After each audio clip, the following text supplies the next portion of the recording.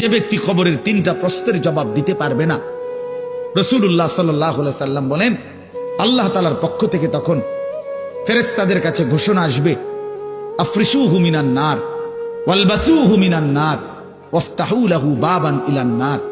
আমার এই নাফরমান বান্দার কবরে জাহান্নামের বিছানা বিছিয়ে দাও, জাহান্নামের পোশাক পরিয়ে দাও, আর জাহান্নাম বরাবর তার জন্য কবর থেকে দরজা খুলে দাও।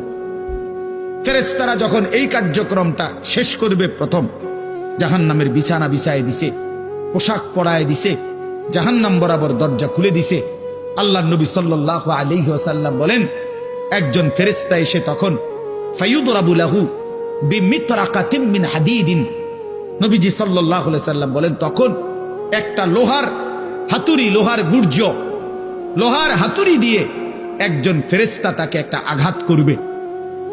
কি আঘাত, কোথায় আঘাত করবে?